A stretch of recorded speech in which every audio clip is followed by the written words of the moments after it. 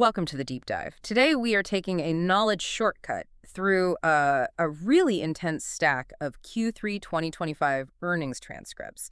Our focus is squarely on three insurance giants: the Hartford American Financial Group and Hanover Insurance Group. It's a fascinating trio to study, really. While the market cycle continues to mature and every company is facing these inflationary pressures, these three have all delivered just exceptional results. But if you really look closely at the data, they got there through wildly different strategies. Exactly. They're all winners, but they're playing very different games. They are. And that's really the mission today. We are going to synthesize the core takeaways, some of the unexpected details, and maybe most importantly, the strategic positioning of these carriers.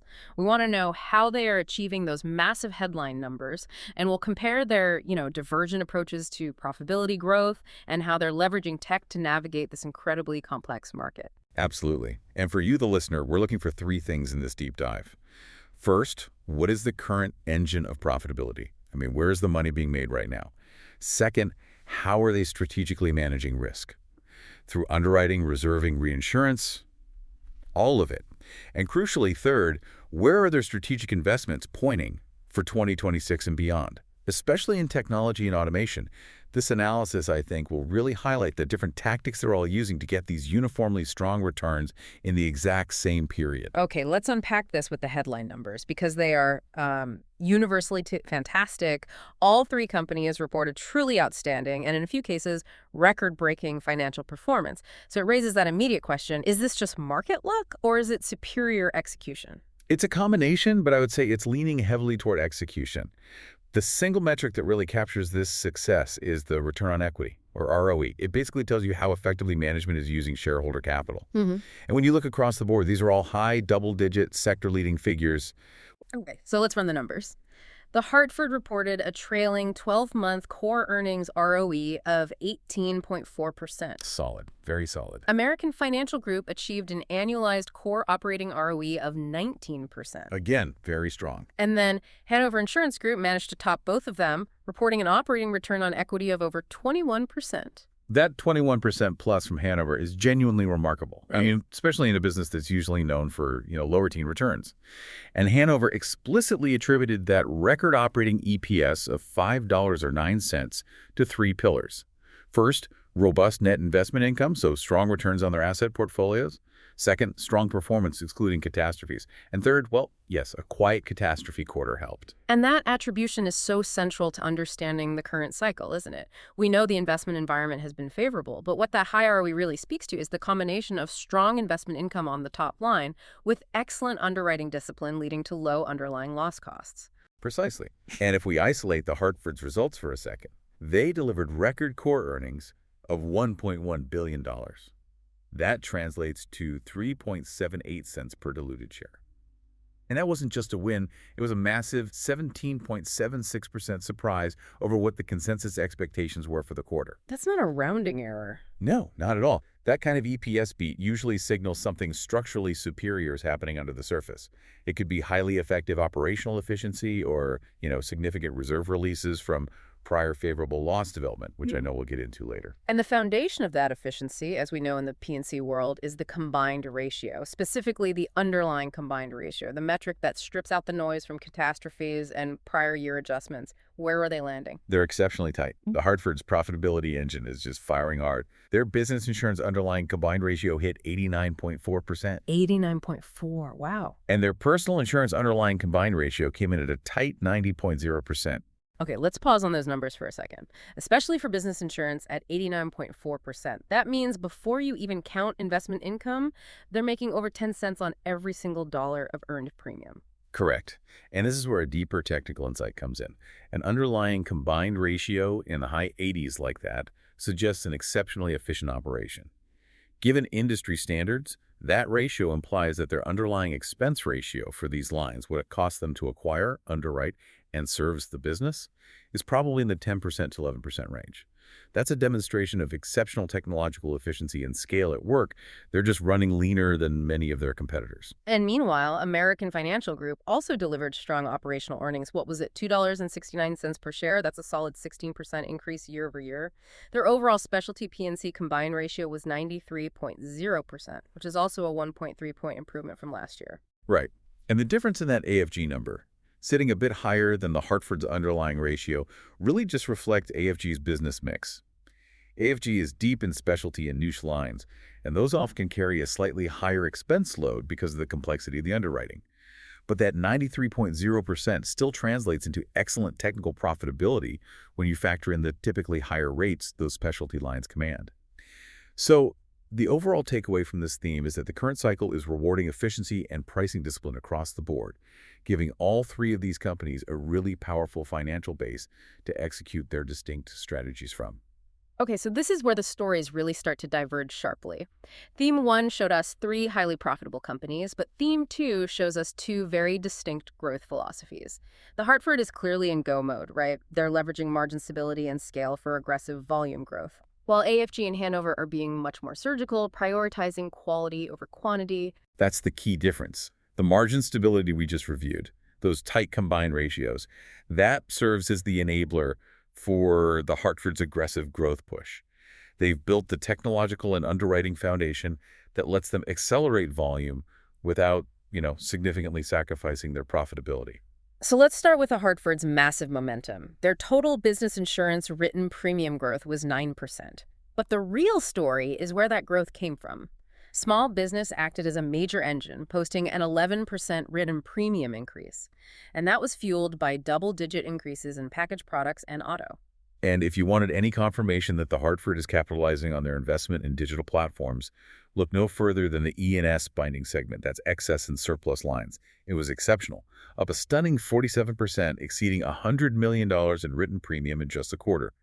Management specifically credited their underwriting expertise, their AI-driven capabilities, and the digital platforms they've built over years of strategic investment for unlocking all that E&S flow. That kind of E&S growth is not accidental. That's a focused strategy to capture higher margin, more volatile risks that can be, quickly triaged and priced using advanced data. And they're so confident now that they expect their full-year written premium to exceed $6 billion. That represents 10% growth over the prior year. That's a pure scale play. It is, and it's broad-based growth for them too. Middle and large business also saw a robust 10% increase, driven by new business generation and strong retention. Even global specialty managed 5% growth, though they did see a slight 3% dip in wholesale, which management tied to the market-wide decline in new construction projects. Their personal insurance, however, was a bit more moderate, showing 2% growth, which sort of hints at the competitive pressures in that line. Okay, now compare that aggressive volume push to American Financial Group. Their growth story is much more nuanced, more complex. Overall gross written premium, or GWP, was actually down 2% year over year, and net written premium was down 4%. Right, and that headline contraction needs immediate context, otherwise it totally misrepresents their strategy. The crucial context is the crop business. When you exclude that crop segment, which saw some shifting acreage reporting that affected timing rather than underlying demand, GWP actually grew 3%, and NWP was flat. So the reported contraction was really just a timing issue in one segment, not a broad market pullback. Okay, so even with that correction, 3% GWP growth is much, much slower than the Hartford's 9 or 10% growth.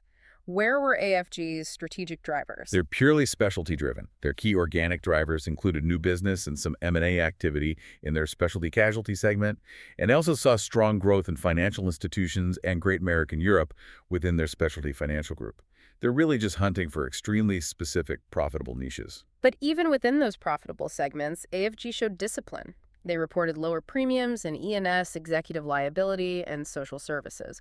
If they're growing overall, why would those lines be contracting? It clearly indicates that AFG is being highly selective. They are absolutely willing to pull back or decline renewals where the pricing, the terms, or the current market conditions, maybe to the social inflation, just don't meet their stringent return thresholds. They prioritize margin and long-term risk management over sheer top-line growth. The very different mandate than the Hartford's. And then we have Hanover. They maintain strong momentum with a very clear focus. Core commercial net written premium grew 3.5%, mostly fueled by double-digit new business growth in small commercial. And their specialty NWP also accelerated significantly to a high single-digit pace. Yeah, and Hanover's data provides this critical piece of evidence about competition, especially in the middle market. Management explicitly stated that their middle market growth was impacted by a handful of large account non-renewals and lost accounts. Oh. And they linked this directly to heightened competition in the larger account property space. That's fascinating. So it reinforces this idea that the sweet spot small commercial is still really strong, but once you move up to larger accounts, carriers that need volume are undercutting disciplined players like Hanover. Exactly. Hanover is sending a strong signal that they're willing to walk away from accounts that don't meet their return thresholds, even if it tempers their overall growth rate. So to summarize this theme, you have the Hartford leveraging scale and digital for aggressive, broad growth. AFG is being surgical, absorbing timing shifts, focusing on highly profitable niches, and just demonstrating extreme discipline. And Hanover is showing strong targeted growth in small commercial and specialty while actively navigating some severe competitive pressure in larger segments. Okay, now we move to sustainability. Underwriting quality tells us how long these high ROEs can last. Let's look at the core drivers: low seats, reserve releases, or PYD, and the underlying loss ratios. We have to start with the quiet quarter. Yes, the third quarter was a significant tailwind for all three of them. The lack of major C8 events provided a really substantial boost, and that directly contributed to those strong ROEs we talked about earlier. How significant was that difference year over year? For American Financial Group, it was a massive benefit. Their overall P&C combined ratio benefited significantly. CCAS only cost them 1.2 points this year, compared to 4.4 points in the same quarter last year. Hanover also felt the benefit strongly.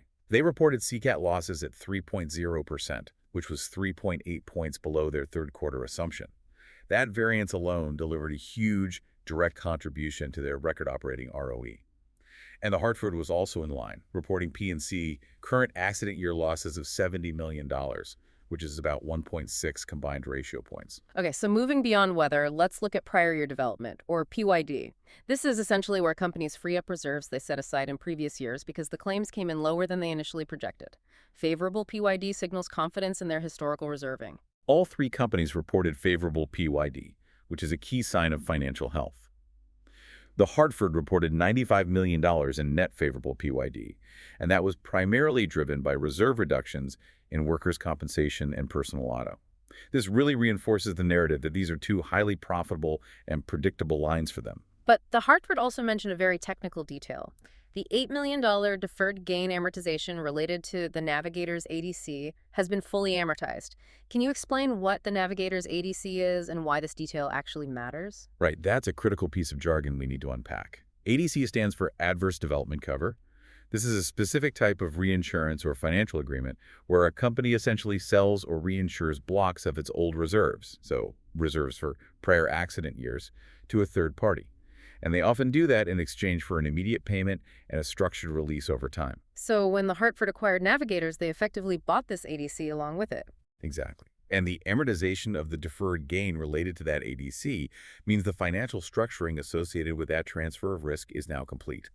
The implication is that any future reserve releases, or conversely, any adverse reserve development related to that old Navigators book, will now flow directly through to core earnings without that amortization offset. It simplifies their future reporting, but it does remove a small, steady financial benefit they were getting. Meanwhile, AFG's PYD increased slightly year over year. They benefited from 1.2 points of favorable PYD, up from 0.8 points last year. And this increase really highlights AFG's confidence, particularly in their long-tail reserves, which are absolutely crucial for a specialty casualty-focused business like theirs.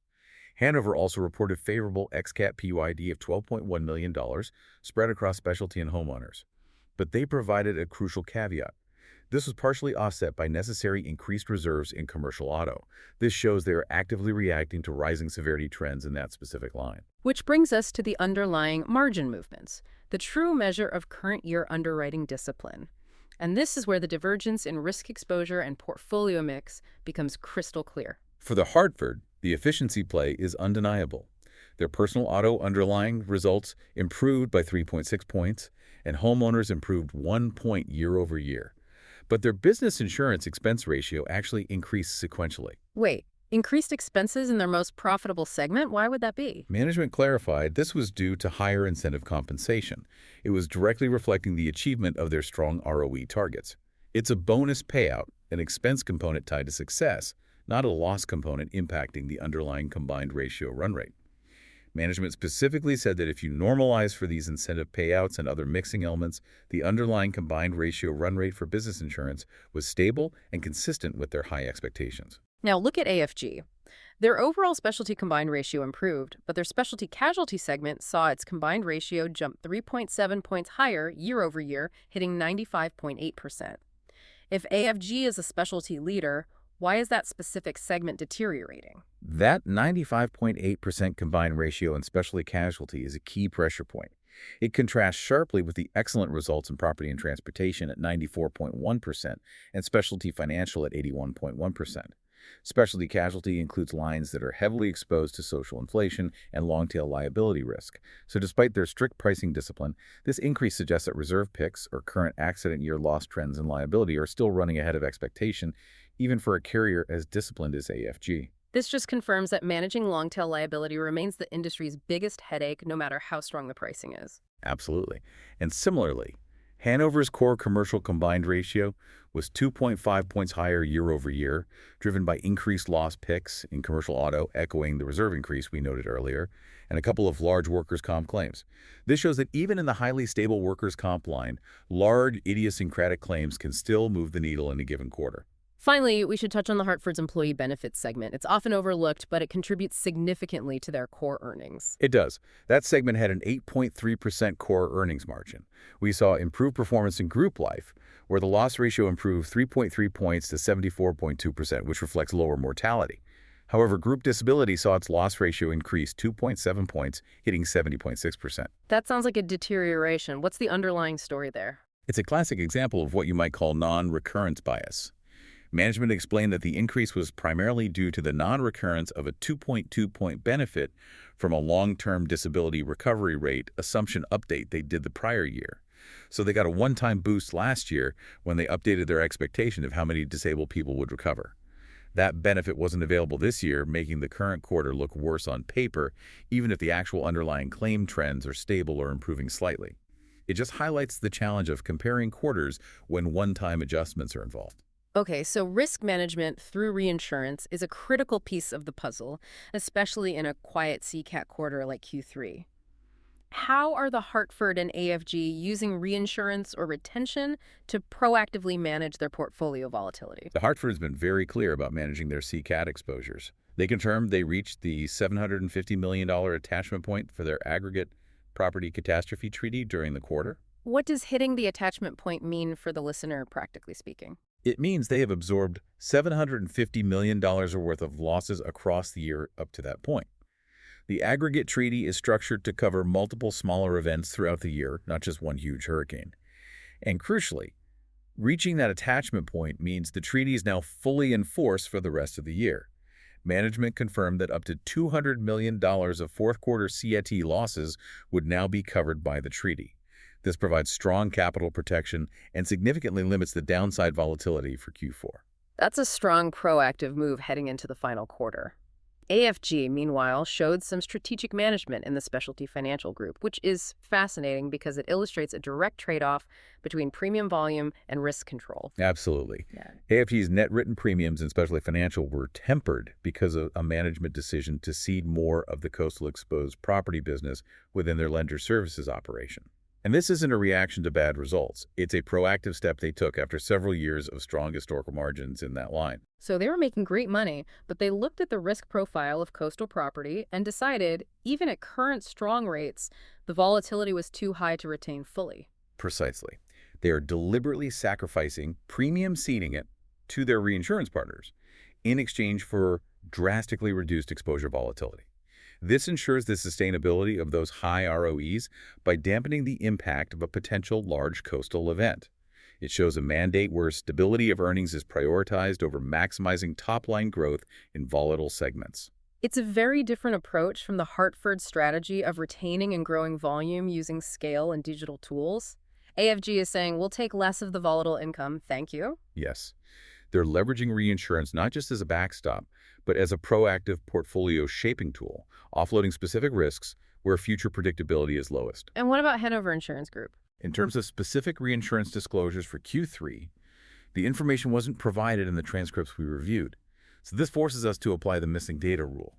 We know they are exposed to property, but we can't comment specifically on any new reinsurance details, ceded premium metrics, or any changes to their retention levels based on this quarter's disclosures alone. Okay, so this brings us to the core market dynamics. Is pricing keeping up with underlying risk trend? The general answer across the transcripts seems to be yes, but the specifics reveal a complicated picture where the market is hardening severely in liability while stabilizing in workers' comp. The common refrain is that pricing is above loss trend, which, if that's true, means margins are expanding, which justifies those high ROEs. The Hartford reported that their renewal written pricing, excluding workers' comp, was 7.3%. They explicitly stated this was above overall loss trend.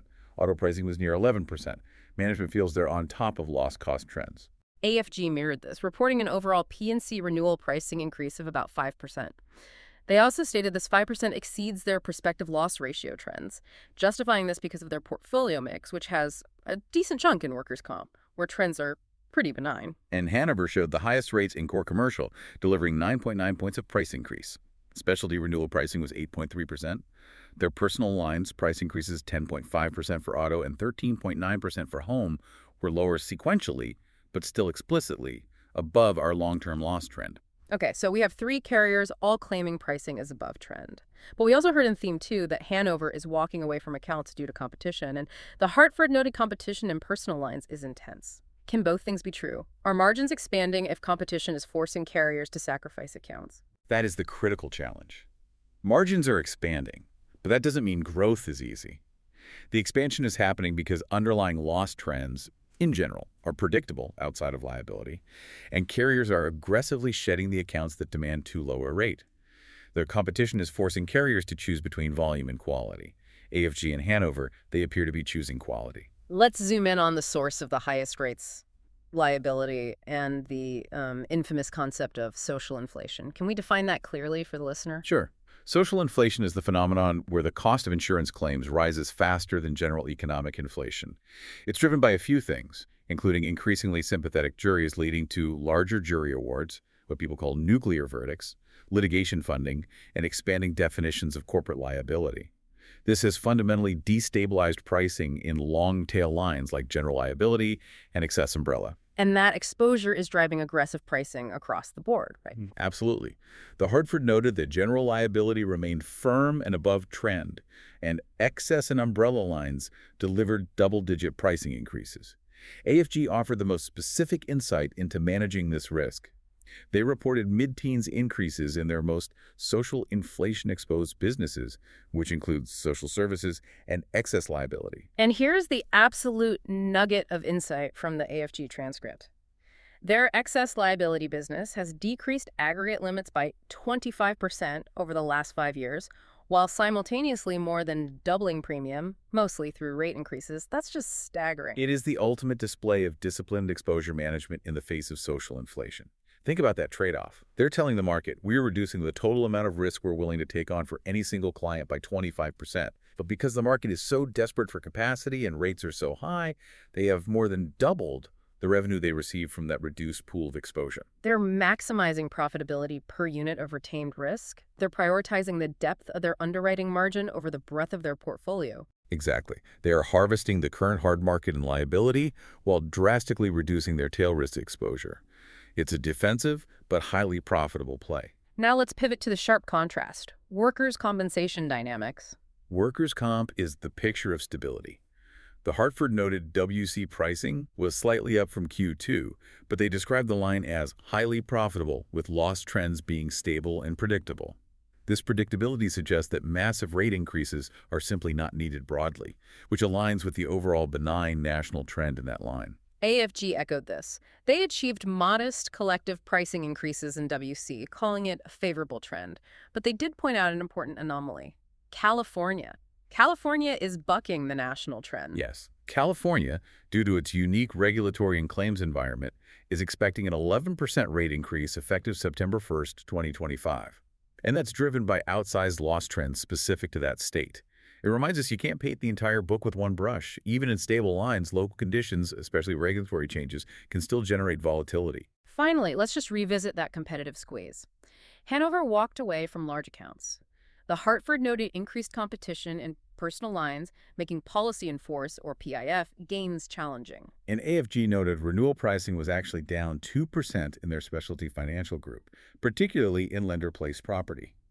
This is crucial context because it shows that where margins have been incredibly strong for a long time, meaning pricing was far above trend for years, rate deceleration is now occurring. The market is efficient enough to spot those excessively profitable lines and competition moves in. Okay, let's turn our attention to the future. How are management teams deploying capital and technology to ensure this high profitability extends into 2026? We're seeing major strategic moves in technology and, interestingly, two very different approaches to shareholder returns. Starting with capital deployment, the Hartford and American Financial Group offer a perfect study in contrasts on shareholder returns. The Hartford is focused on steady, structured returns. They announced a 15% increase in the common quarterly dividend to 60 cents a share, signaling confidence in their sustained earnings power. They also repurchased $400 million in shares during the quarter, and they expect to maintain that volume in Q4. So, the Hartford favors steady buybacks and a significant structured dividend increase. It appeals to investors who prefer predictability and ongoing income growth. Correct. AFG, meanwhile, relies heavily on large, opportunistic special dividends. They declared a special dividend of $2 per share this quarter, and this is part of a massive trend. Since 2021, the company has declared $4.6 billion in special dividends. Management expects to generate significant excess capital throughout 2026, which they evaluate for deployment into acquisitions, special dividends, or repurchases. It's an interesting philosophical difference. AFG's approach suggests a higher level of confidence in generating capital far exceeding immediate operational needs. It allows them to treat excess capital as a one-time bonus, which potentially gives them flexibility for large, unforeseen acquisitions. Exactly. It speaks to their opportunistic, niche-focused DNA. They don't want to commit to a structured buyback they might have to abandon if a major acquisition opportunity comes along. Now let's dive into technology, which is the long-term differentiator. The Hartford is making massive scale-driven investments. They're running a $1.3 billion all-in IT budget with over $500 million of that dedicated to investment spending. That $1.3 billion is a monumental commitment, particularly the $500 million investment piece. For a company of the Hartford size, that investment is about competitive necessity and creating lasting efficiency advantages. Their strategic focus isn't just automation, but augmenting human talent, creating a frictionless experience in claims, underwriting, and operations. And what's the tangible proof of that investment? They cited the rollout of AWS Connect across all their service centers, which they expect to be completed in the first half of 2026.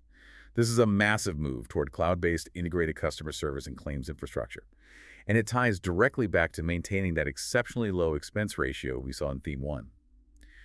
They're in year 4 of a 6-year journey to move all data and applications to the cloud, which really indicates the scale of this digital transformation. Hannover is also focused on technology, but with a more targeted, agency-centric approach, especially in small commercial. Hannover highlighted the Small Commercial Workers' Compensation Advantage TTAP sales rollout. This system is designed to eliminate manual rating and generate quotes for agents in under 2 minutes, often using just 8 keystrokes. That speed is a game changer for independent agents. If an agent can bind a highly profitable workers' comp policy in 2 minutes with 8 keystrokes, they're going to favor that carrier every single time. It improves PIF gains and retention. It's a direct competitive differentiator, focusing on the efficiency of their agency partners. And furthermore, Hannover is fine-tuning an AI-powered underwriting tool in E&S. This tool streamlines submission intake and triage by leveraging existing systems and AI to structure data and check it against their risk appetite instantly. And the modular architecture point is key to the ROI, isn't it? They explicitly stated this AI engine is built modularly, so it enables future scalability into middle market, marine, and claims. It means they can maximize the return on this initial AI investment across the entire enterprise over time. Looking ahead to future targets, the Hartford is confident enough to guide their full-year underlying combined ratio to come in slightly below 88.6%, signaling continued strength. AFG projects 2026 premium growth to rebound strongly, driven by new startups and the near completion of numerous underwriting actions and specialty casualty actions, we assume, that improve the profitability of that segment. They also expect improved multifamily property investment results by the end of 2026 due to tightening supply. And Hannover expects premium growth to continue accelerating, focusing on smaller account segments and personal lines diversification states, and they're committed to a long-term goal of 20 basis points per annum improvement in their expense ratio. That 20 basis points is incredibly telling. Hannover knows they are facing competition in the middle market. Their core strategic response is operational efficiency. They're leveraging technology like the TAP system to drive down the expense ratio year after year, guaranteeing that those lower-cost commercial lines remain highly profitable. They are banking on internal efficiency to win the next cycle. So what does this all mean for you as the learner? We've completed a deep dive into three companies delivering excellent, high teen to over 21% returns in Q3 2025, but they achieved that success by pursuing fundamentally different paths. We saw the Hartford leveraging scale and massive, sustained digital transformation, that $1.3 billion IT budget, to enable aggressive, broad-based growth, especially in small commercial and E&S, while driving their underlying combined ratio below 90%. We saw American Financial Group using surgical discipline, strategically managing long-tail liabilities by reducing limits and excess liability while increasing rates, and offloading volatility through reinsurance to stabilize earnings. And we saw Hanover using targeted, highly effective tech rollouts, like that TAP system, alongside a fierce commitment to superior expense management to navigate market complexity and competition. This detailed analysis really shows that despite the common tailwinds of low seeds and strong investment income, the path to sustained profitable growth is highly individualized. It depends entirely on whether a carrier uses its capital to buy volume through technology, like the Hartford, or to buy risk stability through underwriting discipline, like AFG and Hanover. Which raises an important question for you to mull over. We observed high double-digit pricing in volatile liability lines, general liability, excess, and umbrella across all three companies. And that contrasts sharply with the stable, benign workers' comp trends. This highlights a widening gap in perceived risk. So, given that Hanover and AFG are investing heavily in AI and process streamlining specifically for the small commercial segment, the segment least susceptible to volatility, who will win the next cycle? Will it be the company like AFG that maintains pricing discipline and reduces exposure in volatile lines, or the company that achieves unparalleled, frictionless efficiency in stable, predictable lines? The battle for the next decade may not be in pricing, but in expense management. A perfect thought to end on. Thank you for joining us for this deep dive. We hope this gave you the knowledge nuggets you needed.